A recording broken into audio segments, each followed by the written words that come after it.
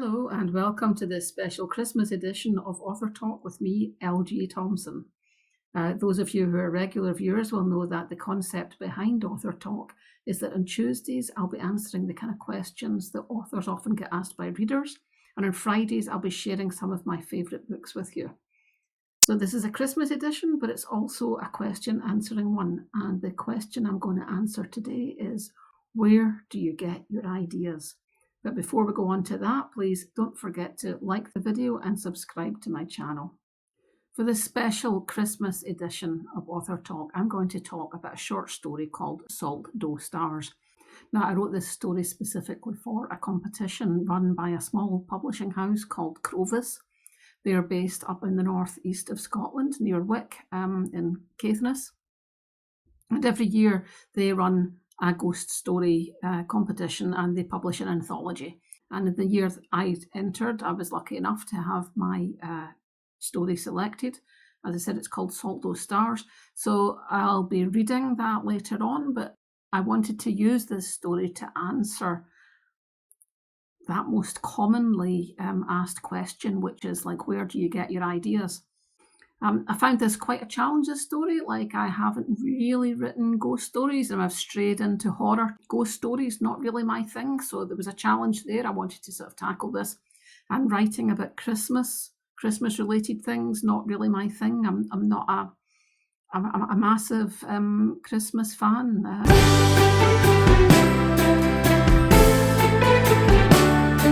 So I was looking for an in to this story. How could I get started? I had no ideas about it at all. So I started thinking about all the things that I would normally do in the run up to Christmas.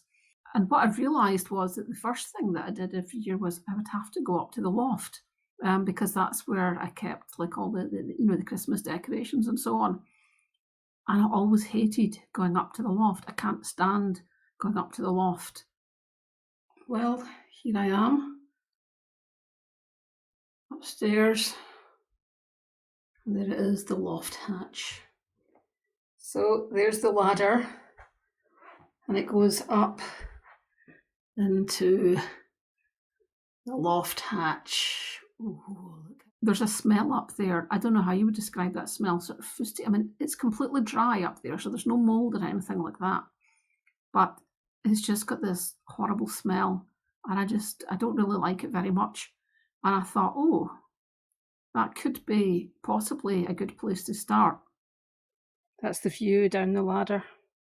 So it's quite high. Don't like it up there. But here we go. Up to the darkness. You can hear me. Oh, there I am.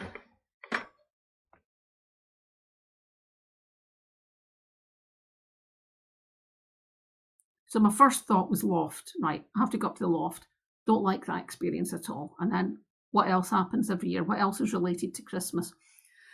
So I was thinking about putting up the Christmas tree, and I was thinking about the decorations. And our decorations are an accumulation of stuff that's built up over the years. We certainly don't have a themed tree. If it was a theme, I think the theme would be memory or junk memories or just stuff, just those kind of things that kind of gather around. And in amongst all of those decorations are some salt dough baubles, which were made by our daughters when they were young and they used to go to nursery. It was back when everybody was going wild with glitter, before we knew that the glitter was basically just plastic, and that it was ending up the sea and it was choking baby dolphins and so on. But this was the good old days before we knew all of that. So anyway, these two things kind of linked in my head, the going up into the loft and the salt dough stars. And that's where the story started. Salt dough stars. The loft has a distinctive odour she finds hard to define. Thinking that perhaps it comes from the insulation, she sniffs close and gets a whiff of not very much. The roof is sound, no tang of damp. The space does not smell fusty or mildewy. No hint of slime, it's dry and dustless, not even a cobweb. though there's always the feeling that something is scuttling beyond the feeble circle of light thrown out by the single bulb. Twice a year she comes up here, once in January to return the boxes to their place, and again in December to bring them down. Each time she tells herself to replace the bulb with one much brighter, one with a brilliant glow that will eradicate the dark corners, but she always forgets, and perhaps that is just as well. For what would the creatures that lurk in the shadows do if she deprived them of their habitat? Thoughts of what might be skulking in the edges send a shiver through her. She hears Jim's voice echo in her head. Someone walk over your grave. She tuts, the expression one she has never liked. Despite there being no evidence of anything living here, her mind fills with images of creatures she loathes. Scuttling spiders, scurrying rats, flitting bats, fluttering moths. She shudders. Why must she torment herself this way? She's always been the same. When she was a child and car sick, her mind immediately conjured visions of onions frying in a thick, bubbling gloss of oil, her stomach curdling as her nose filled with an aroma that was not there. One other thing she does not like about the loft is how cramped it feels. This is because of the low ceiling. She can only stand upright in the dead centre of the apex where the roof crowds to a point. Moving around, she must stoop and take care not to bang her head against the rafters. The stooping and hunching make her feel claustrophobic. As soon as she's up there, she wants out again. Despite the lack of damp and dust, the boxes are coated in a film that has built up over the year. She wants to wash her hands as soon as she touches them. She should have worn gloves. She's had these thoughts before, has them every time she's up here. Light bulbs, spiders, rats, bats, moths, hands, gloves. The thing to do is to find somewhere else to store the boxes, and then she will never have to come up here again. But first she must take them down. One by one, she carries them to the side of the loft hatch, where she will be able to reach them while standing on the ladder. Each has a list of its contents taped neatly to the side.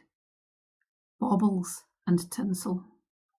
The baubles, a confusion of colour nestling between layers of coiled sparkle.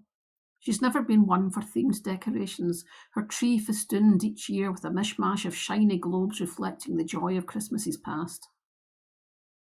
Inside the box marked tree decorations, salt dough stars, long ago brought home from nursery by the girls, are daubed with silver paint and patches of flaking glitter. There are nutcracker soldiers, flying geese, ceramic candy canes, silver cherubs, and a host of other trinkets, homemade, bought, and gifted, each wrapped in tissue and memories. Her daughters are grown now, but they still come home for Christmas, bringing bottles of wine and partners and friends. They tease her about the tat and glitz, but if she leaves as much as a broken-nosed Santa out of the display, complaints arise. Her tradition has become their tradition. It is part of their love. In this box, labelled ornaments, nestles the nativity scene with the one-eared donkey. The other lost before it could be glued back on. The wide, shallow box marked tableware holds the red and gold placemats, the Santa gravy boat, the once-a-year turkey platter. There are boxes containing candle holders and candle arches, decorative felt stockings, red and green and trimmed with tartan ribbon, an inflatable Rudolph, and last year's cards to be used as this year's gift tags. Finally, there is a plain brown carton, unfamiliar and with no list taped to the side. She frowns, then shrugs and places it beside the rest. Perhaps it contains a few odd bits from last year. It will be exciting to find out. But first comes the tricky part of balancing each box between herself and the ladder as she descends, rung by awkward rung. She takes a moment now, as she always does, to stare through the hatch at the section of hall she can see below, this making her feel as though she is peering into her home from another world. Except that she can't see the hall, for the hatch is closed and the ladder is folded neatly into the loft. Something flutters against her cheek. She brushes it away, telling herself there is nothing up here. The hatch is closed, but there is no one in the house. Tricky though it is by herself, bringing down the decorations, it is a task she has long since claimed as her own. She always does it when Jim's out, so there's no interference, no helpful suggestions, everything done just so. The light, 40 watts of dim flickers. Her gaze is drawn to the plain brown carton with no list on the side. She kneels and peels away the tape, holding down the flaps, and opens the box. On top is a layer of crushed brown paper. She removes this, revealing a vase which she takes out and examines. It is delicate, made of thin white porcelain. She has never seen it before. She removes the next layer of crushed paper and finds a set of unfamiliar figurines. She wonders who they belong to and what they are doing here. She looks around and sees more boxes stashed along the length of the loft. She crawls to the nearest and opens it. There are photo albums inside, containing pictures of people she does not know. The next box holds paperwork, old bills, official correspondence. The names on these she does not recognise, but the address elicits a gasp. Her address, their address, with the names of strangers attached. The word no escapes her lips, the sound a long, low ache that she feels rather than hears. The light flickers again as though in response and then glows bright for a moment. In those few dazzling seconds, she sees that the boxes containing her Christmases have gone. She slumps, face in hands, and remembers as she has been forced to remember every December these 12 years past. Though her eyes are closed, the pictures are clear. She is looking through the hatch into the house below, ceilings and walls and doors, no barrier to her vision. She sees Jim being led from the house by their eldest daughter, his face haunted by confusion, not knowing what memories he has lost, but feeling their absence all the same. Where are you taking me? We've explained it to you, Dad, remember? You can't look after yourself anymore. Your mother, The three daughters exchange glances. Mum's gone, Dad. Gone. She is gone. She takes her hands from her face and looks at them. How can she be gone when she is still here? When she has been here all along?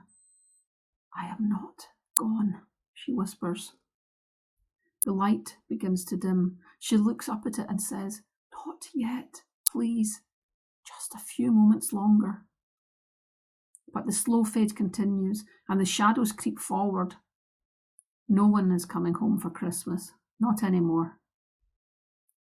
Just as the last of the light fades, she once again feels something flutter at her cheek and repeats the words, There is nothing up here. I was thrilled to receive this book from Crowvus. I love it when publishers put in little touches. There was a lovely card in the book, but the envelope that it came in had a seal, a wax seal, a black wax seal with a crow in the seal in it. And it was such a beautiful touch. So as you will have noticed,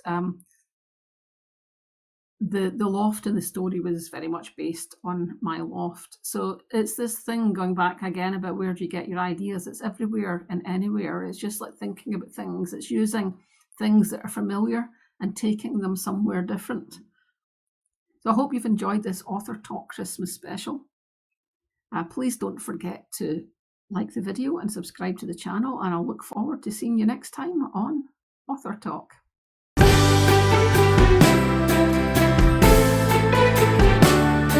Hoping that I never have to come up here again.